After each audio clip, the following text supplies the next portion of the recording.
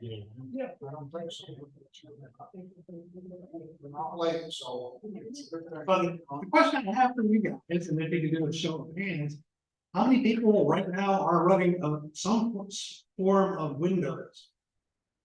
Majority, a lot of people do. So the question is, are you running Windows 10 right now? How many people are running Windows 10? All right. How many people are running Windows 11? Oh, that's more than I thought. Excellent. How many people are running something a little older than Windows 10?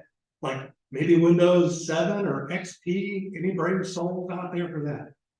Excellent. Or 8? Yeah. Vista? 3.1? 3. Well, that's a little older than Windows. We're going way back. CPM. See, now you're going so far back. That was kind of like when they were. That was my start. That was the dinosaur. Yep. So to take a look at kind of the general distribution of current operating systems right now, Windows 10 is by far and away still the largest user base out there at 65%. If you take a look at Windows 11, it's down at 8.8%. Microsoft is really having a tough time getting Windows 11 adopted. But I've been running it actually it's been out for 2 years now.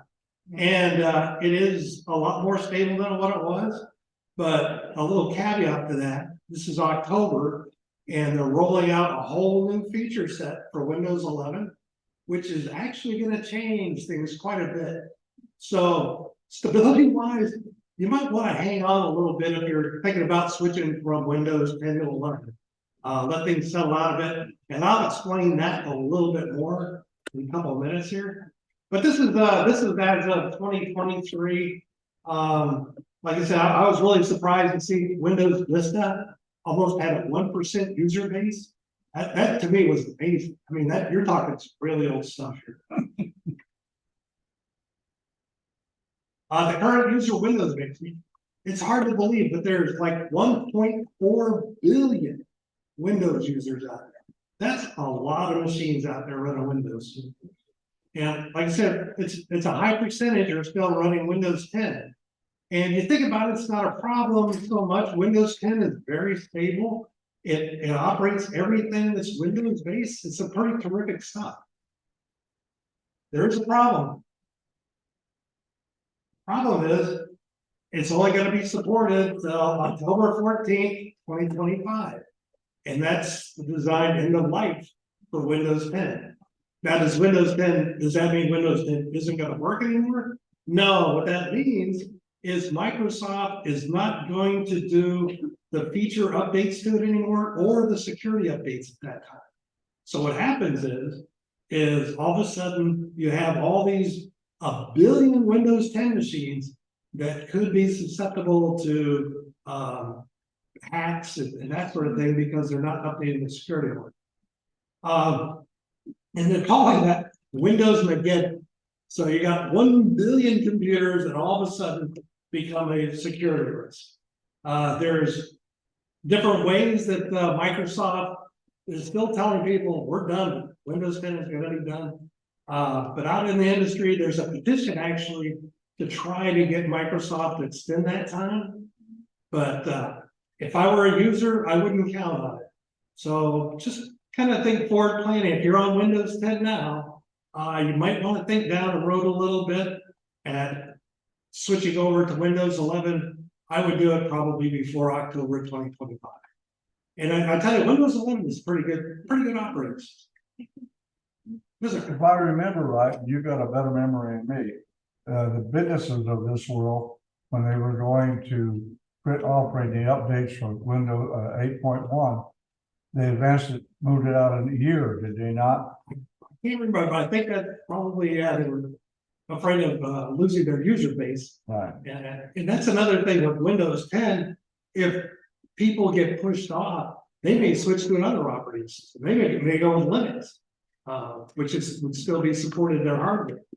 And that's the biggest thing about one of the biggest reasons that people aren't changing over to Windows 11 right now is the hardware requirements that Microsoft is placing on the Windows updates. These are basic Windows 11 requirements. 1 gigahertz or faster machine. And the real highlight of this is it's a compatible 64-bit processor. You may have a really fast processor, but it could be not on the compatibility list.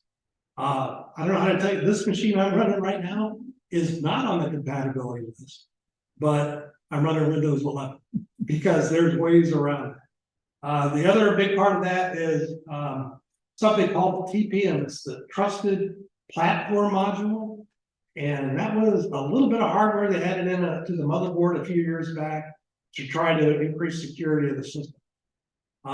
Originally, a lot of machines just had 1.0, and it was kind of a hardware fix to update it. And so they're saying you have to have at least version 2.0. So you may have a real good machine with a lot of memory, but this little trusted memory module, if it's not at least 2.0, you're going to run into the same problems with compatibility. Like I said, right now, there is methods that you can bypass and basically run Windows 11 on almost any machine out there. Like I said, I did it with this machine just because I like being on the bleeding edge and, you know, I run the risk. But the real risk in the long run is for the common user. Microsoft could say at any time, if your CPU is not on the compatibility list, you're not getting any more updates. They could do that. Just to be aware that there is that risk to bypassing Microsoft limits as far as, or the requirements as far as going from Windows 10 to 11. Like I said, it's just something to think about in the next couple of years.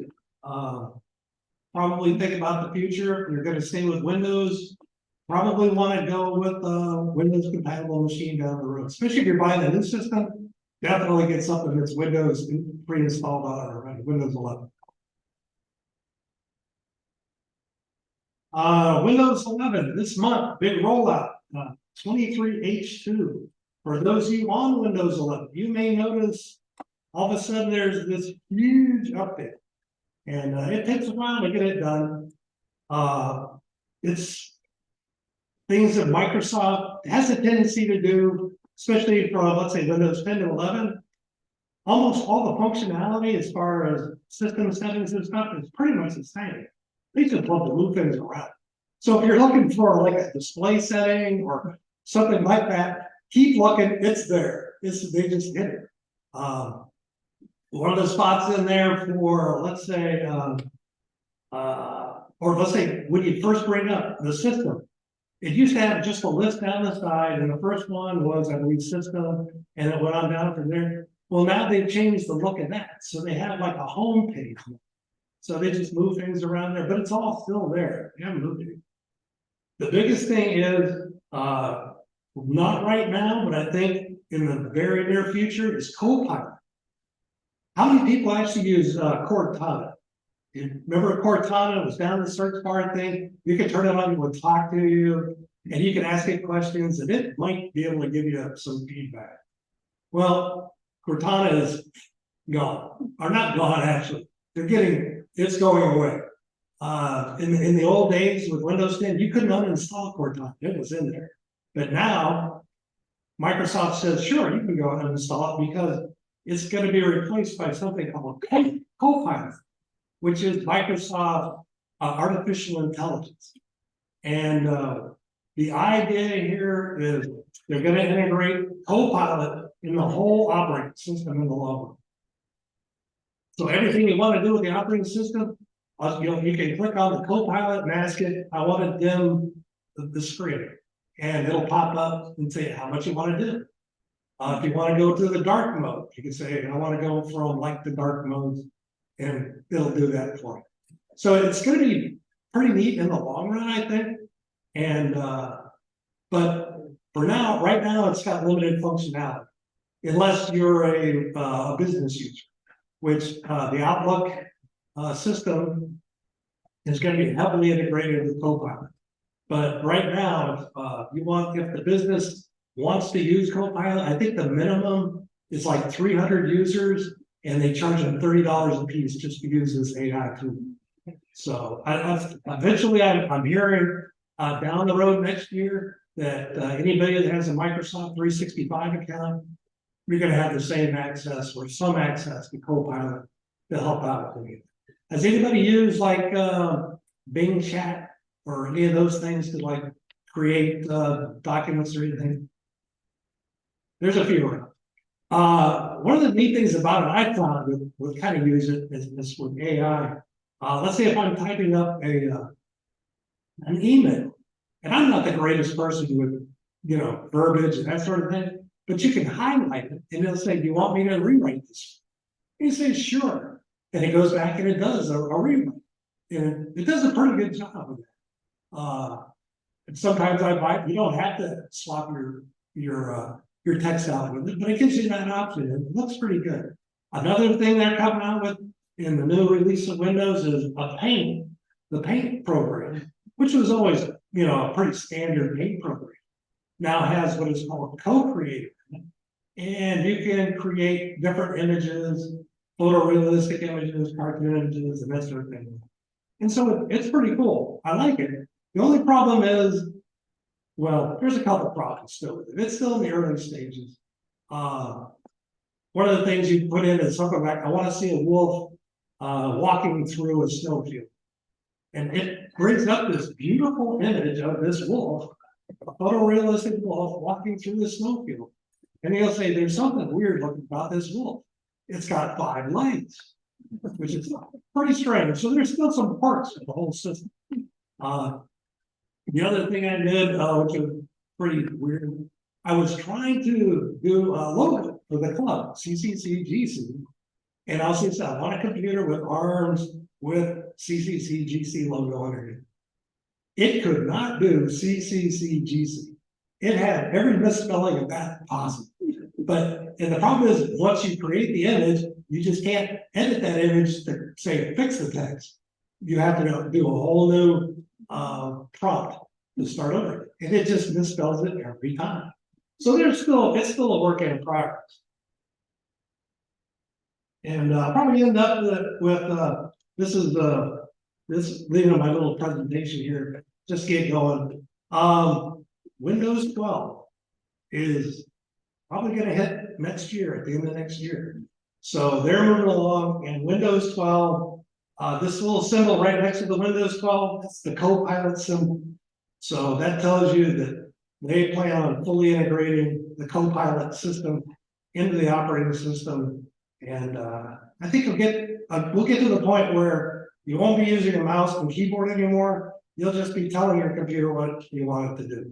And I think that's really Microsoft's intent to take over the AI space with that. There's many AI tools out there. Like if you want to do a voiceover tool, you can do that. You can do a different, like I said, graphic creation tool. They want one tool that you use, and they want you to use theirs. So I think that's where we're probably headed with Windows 12. And the last part of that, hopefully I'm not dragging this out too long, is that there was rumors about them going to a subscription model like Microsoft 365. So you were going to have to pay to run Windows 12 annually. Well, they've come out and said, no, not true. We're going to keep the same free upgrade path that we've had in the past.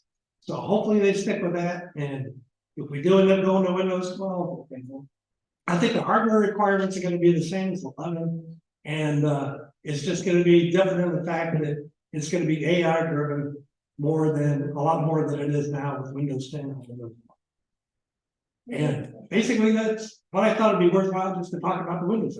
I got a question. Maybe we're done with it. What is Windows? What is Windows? Well, Windows is just the operating system. It's no operating system. It's an operating system. Okay, that's all I asked, because there's already, I've seen it a lot, but I didn't know what it actually was. Yeah. Call an operating system, okay, thank you very much. So if you went back to the old days, in my days, we started out with a disk operating system, DOS, MS-DOS.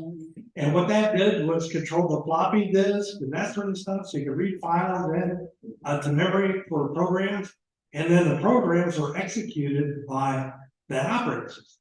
Windows is no different. The Windows has just got a real fancy front end to it. So it's all, it's all pretty on the front. So it's all, It's basically an operating. it's an operating system. That's all it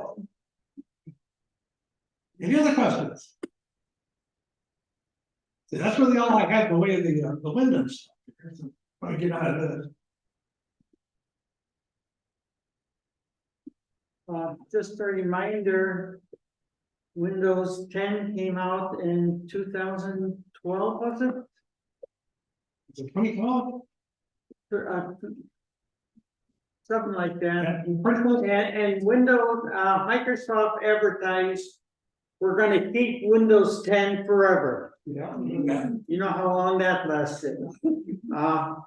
Windows had a, system that about every 3 years, they used to come out with, a new Windows. And they have been going for 12, 13 years on it, so they kind of almost sort of passed, said what they said, mean what they said. Yeah, that would be surprised with, instead of Windows 12, they just call it Windows.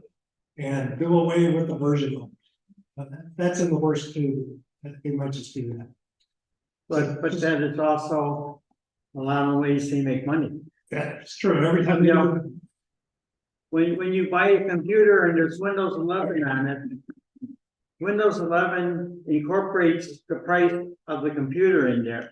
If you want to change it, if you can't upgrade it, you buy it. If you have a 7 and want to get to a 10, there is $145 charge for it. right. There was actually a loophole for the earlier versions of Windows 7 and 8 that all the way up to about, I think it was June, that you could actually go in and upgrade. It wouldn't cost you anything. But Microsoft cut that off in the middle of the summer.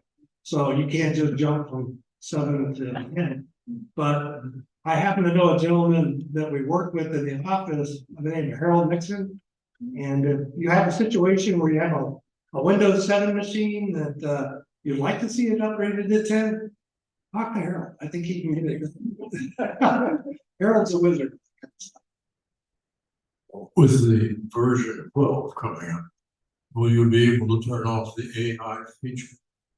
At present, you can, it's gonna be really tough, I think, with Windows 12.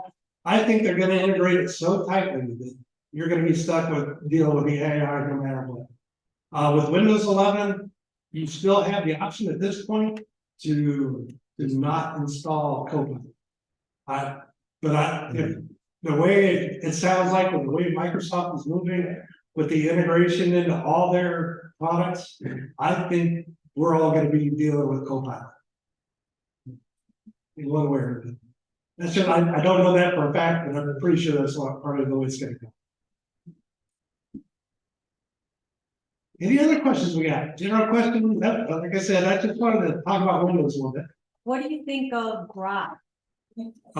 Grok? Grok, have you heard of that yet? Elon Musk's Oh, Elon Musk just came out with Grok, it's his artificial intelligence platform.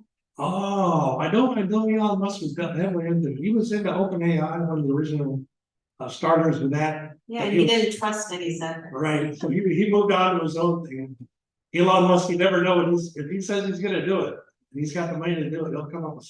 He's saying that this Grok is supposed to have a sense of humor to it, so you have to, be prepared for that. That's good, because if I found that anything with the artificial intelligence so far, it doesn't have much of a sense of humor. Like I said, well, I guess it does, it's a 5-legged wolf, that's pretty funny looking. What do you think are gonna be the hazards of artificial intelligence? Personally, Because they just came out with, their truck, the government is coming out with restrictions on it. And- well, they're trying to regulate somewhat, in the fact that they're somewhat worried about AI running away. Because we're talking about intelligence in a learning environment that could surpass human intelligence very quickly. And then we're talking super intelligence. And you think about, and that's the worry part, and that's where Elon Musk started with his concern, was that if you build something that is much faster and smarter than we are, what use are we? You know, we're just in the way. So that's the worry, that you could get into a super intelligence portion that doesn't really care much about humanity. Yeah, it's already using a lot of movie stars and famous people to sell products without their knowledge. Right, so yeah, a video that's made these days, you gotta be really kind of look at it sideways, especially if it's something about it funny, because they do deep fakes that are really good. Was a warning, I don't know, if you remember, probably about 4 months ago, I mentioned AI and the use of copying somebody's voice. And you really have to worry about a phone call you get that is asking for money, or it sounds like a relative, or it could be a grandchild someplace, or it could be anybody. Be a real suspect, because they can duplicate a voice with only 3 seconds with a voice thing. And it's really good. And it just gets better all the time. Yeah, because all the kids, they have their voice on all these Snapchats and YouTube, and so they can grab the voice very easily. Right, and like I said, and actually they can grab the images and stuff they have up there and use those. So it's artificial intelligence is a fantastic tool, but it can be misused very, very easily. Right, so everybody be careful, big advice, hang up the phone and call the person if they're trying to ask you for money. Right, oh yeah, anytime money is involved. And once again, Microsoft will never ask you for money, or never call you on the phone. And anytime anybody calls you and say, hey, we noticed there's a virus on your computer, the first thing is unplug or turn off your computer and then and hang up. Don't talk. That's for sure. Okay, hi Jim, Mark Carter. Hi, nice to meet you. Nice to be here. Thank you. Okay, we got about another 15 minutes or so, Q&A, and then we can plug in, we can test things out. Well, if no one else has a question, I would like to know about the latest version of Microsoft. How does it differ from 10? What features are on it? They've got a couple of things, you can have multiple desktops now that can be confusing. For one, let's say if you like your icons in a certain setting here, and you want to switch or have another desktop that has another set of shortcuts, icons, you can set up those two. So for, let's say, one you have for word processing or your work, and you have another one for games. So you can have a completely different desktop on the same machine. It's like a shared screen, like you have. Yeah, just your desktop that comes up that has the icons and everything on it, just shows you the different version of it. So you can have 2 desktops operating at the same time. They've enhanced file manager a little bit, a lot of tweaks around that sort of thing. So you'll see some little differences there. Not major, but enough to make it different. Part of the problem, I think, between Windows 10 and 11, it was really confusing when I first got it. Now, so let's say I want to go find a program. What's the first thing you do? You go down to the Windows Start. And then it pops you up a nice list of all the programs that are loaded on a computer. Windows 11 doesn't do that. You go to the Start, you click on it, and it shows you, I don't know, it's like a dozen. It's not all of them, it's just the ones you have pinned. Oh, the recent ones? Yeah, or you can have the recent ones just below it. And then so you can pin and then do recent. Yeah, but if you want to see all your applications, you gotta go to another little button that says all apps. And then it'll give you a list of all the applications. And so, like I said, it's all there between 10 and 11. They just, Microsoft loves to move things around. Yeah, Yeah, it seems like I always have trouble finding the power button, because like, remember you used to press power and it would say, do you want to restart or ask you a question? Well, it's still there. And I can't find it. So yeah, you go down to the Windows Start, a little four squares there. You click on that and then you'll see the little power circle there. If Windows 11, it's on the right-hand side of that little screen that pops up. Windows 10, it was one of those lists of the menu pop or menu items that popped up that said power, and you clicked on it and you say shut it. So, like I said, the features really are kind of still there. They're just, they rearrange it. But other than that, like I said, everything that runs on Windows 10 runs on Windows 11. And I'm pretty sure it's vice versa. I don't think there's any restrictions between the two as far as what programs run. Everything's pretty compatible between the two. Stability wise, Windows 10, you can't get more stable than that. And Windows 11 is you're still going to be adding features. And like I said, I think Copilot is one of those things where we're really going to be adding that in, and it's going to be a real player in how we operate our systems in the future. Is there any difference in the touch, the touch portion of this, when you touch the computer screen, is there any differences there? Well, that's pretty much the same. If you have a touch screen, it'll work on either system. It works the same, pretty much. Like I said, the only thing is the menu systems and stuff are moved around. That's pretty much it. Yes.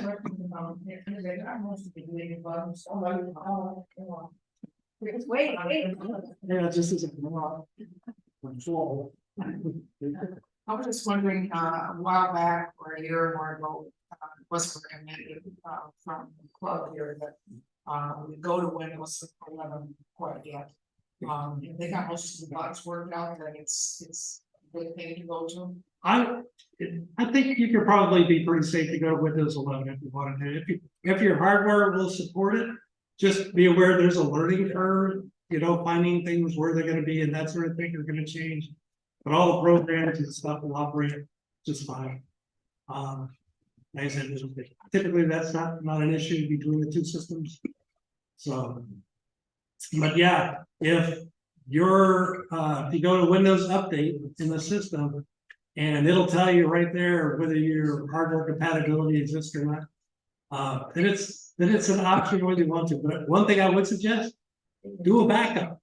Do a full image backup before you do anything like change operating systems from one to the other.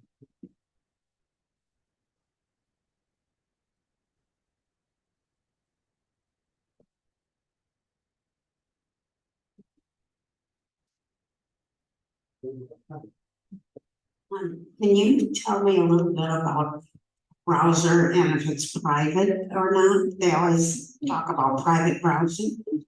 And how do you access that? Private browsing, to be honest with you, anytime you go on the internet, I don't think it is private. Yeah, I'd have to, I use Edge and everything else. I just assume that everything I am doing on there is really open into the internet. What about it says incognito, just something called. Yeah, there is an incognito mode. I believe it's in Edge. And I knew it used to be an Explorer. I believe that will help you hide your identity pretty much. Also, people use what's called a VPN, which is a virtual private network. Yes. A lot of people have used that because that basically masks what your IP address is, your identification, where you're coming from. And you can say, I'm not here, I'm actually in Miami. That sort of thing. You can tell it different places where you want to be originating from. They used to be really good about kind of preventing backtracking in because of a VPN. I don't think that's so much secure anymore. It's not as secure as it used to be. Let's put that. And what kind, should you be turning off all your cookies or some of them? I like to use anti-spyware. That's it. Does that. And I think that does a nice job of going through and kind of keeping things cleaned up for it. You're going to have tracking cookies, and they're not all cookies aren't bad. Some of them are really useful. So, but anti-spyware does a pretty nice job of keeping things cleaned up for you. Okay. So it's definitely worthwhile to run it a couple times a month. You can never run it too much. Thank you. Same thing with malware bites, which is another antivirus program that we like to use. It's a great program. It's one of the better ones, I think. And the Windows Defender, the installed Microsoft antivirus is pretty good. And we typically don't see too many issues as long as people are kind of keeping up with those. I just want to say one thing. I'm sorry about what you said about the cookies. I've noticed it comes up and it'll ask you, do you want to accept all cookies? And I go in there and I deliberately just put only the necessary cookies. Because then the other ones say ads, because you wonder how all of a sudden you're getting contacted from all these companies, and I think that's why. So if you reject those other cookies and then you say confirm my choices, it's a lot of extra work, but that's why you're getting all of a sudden contacted from these companies.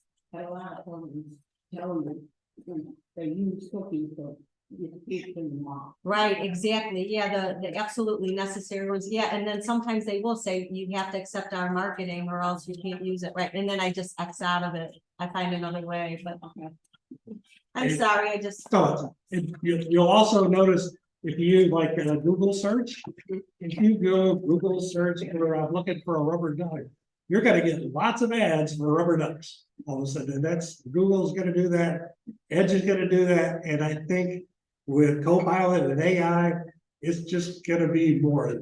So. Yeah, DuckDuckGo is the one that doesn't, they say they don't. Yeah, DuckDuckGo is the only one I know that says they don't track or sell your information as far as marketing information. With all the excitement about of artificial intelligence, something's being overlooked. If you have artificial intelligence, you also have artificial stupidity. Yes, true. Somewhere between those two conditions, there's a divide. Now, the question is, which side of the line are you on? And why are you so sure of the answer? Good luck. And that's the thing with any programming, it's only as good as who sets it up, what the parameters, where they put in it. We used to say in the old days, garbage in, garbage out. I think you're still gonna have a lot of garbage out these days. When I first saw that, AI, it's not artificial intelligence, it's artificial ignorance. Yeah. And it's only as good as, it is, depending on who's setting it up. I think that was part of Elon's worry was, what parameters do you give that? What biases does this intelligence gonna bring to it? And what answers are they gonna give you? And I know a lot of cases they talk about, well, I put in there that I wanted to give me a list of books that are on this topic. Well, it would make up titles of books just out of pure anyway. It was just making them up. The books didn't exist. So right now, yeah, artificial intelligence it's still in the early stages, but we're going to see a lot more of it. I'm afraid it's here to stay. It's going to be an interesting time for us to deal with it. That's for sure. And like I said, in a lot of good ways, it's got some great tools. But there's really some risk there. They could be misused in a lot of ways. And one of the tricks is, George. oh, thank you.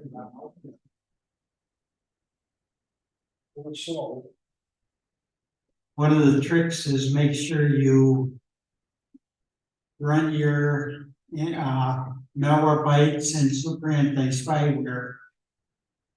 I'll show you a little trick that the airlines use.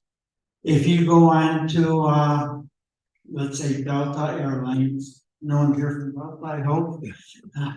You say you want to take it from here to Chicago, they will give you a decent price, and you're gonna have to think about it. You go back a half an hour later. Before it said 285. You come back 10 minutes later. it'll say it's $2.95, and then there's a little flashing light on the side going, only 4 tickets left, only 4 tickets left. You run super anti-spyware and Malwarebytes, you go to the same site, you get the old price. That happens 95% of the time.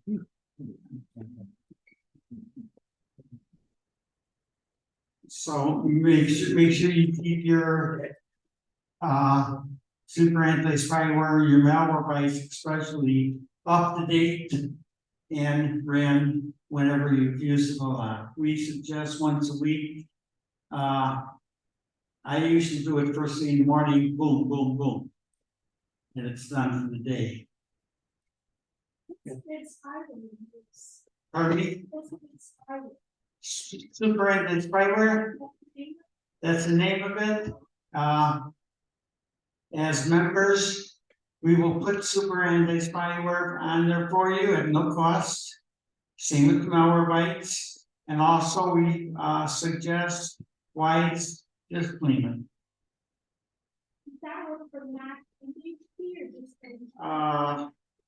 Max has a complete different system. You don't need it necessarily on Macs. But I know Malwarebytes works on Androids also.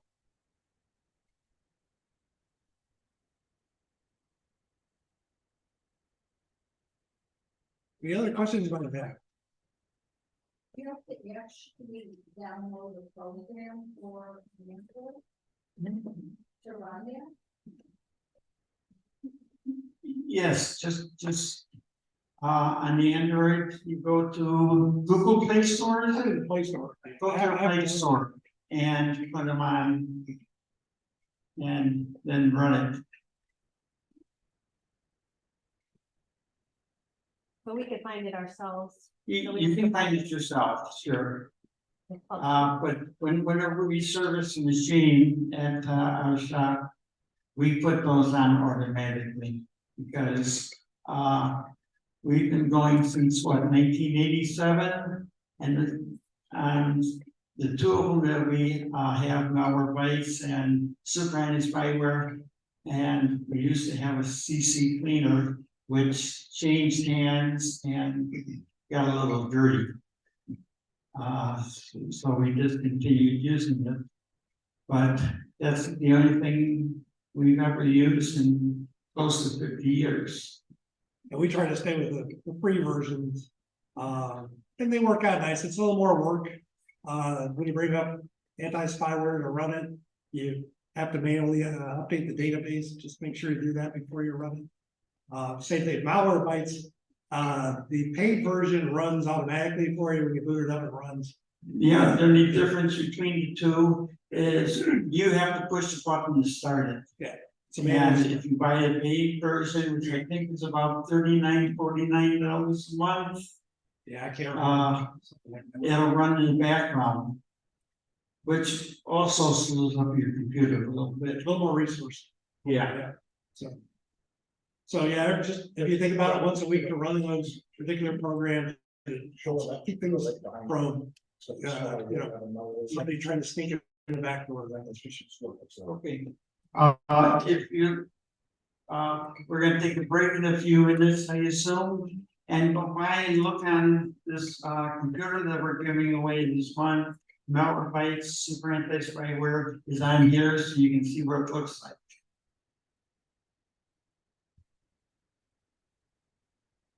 Anything else? I can't think of anything unless somebody else has any other questions. Sure.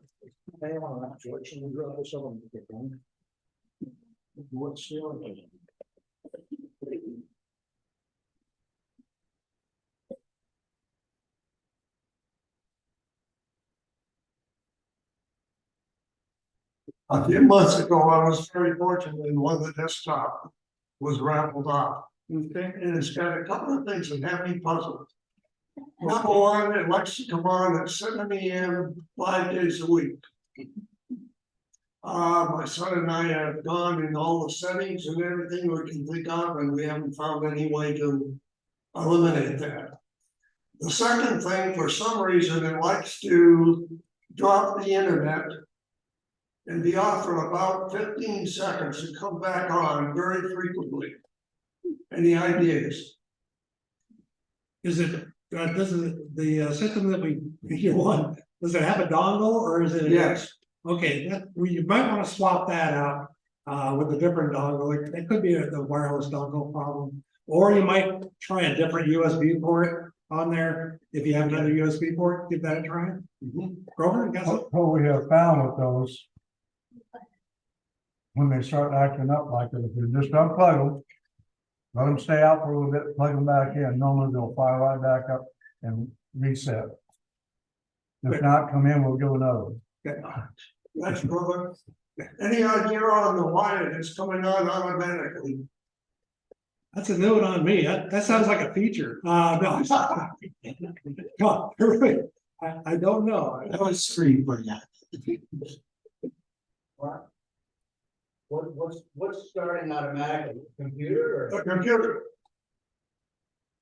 7 a.m. I know, that is a good question. It sounds like a internal timer. doesn't it? It does, but I can't think one that we had pre-installed on there for you, no charge, but I mean, that's kind of strange.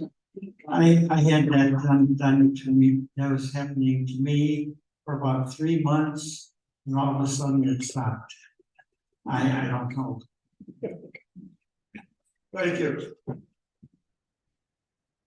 Well, guys, why don't we take a break right here if you want to come up and check out malware? Oh, all right. Any of you kind people who would win a computer from us, if you have problems with it anytime, bring it back in as soon as you possibly can, and we will fix it. Thank you. We're just gonna take a break.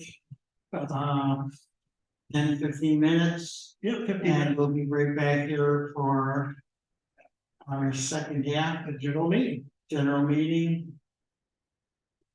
And we will see you all in 10-15 minutes. All right, thanks, guys.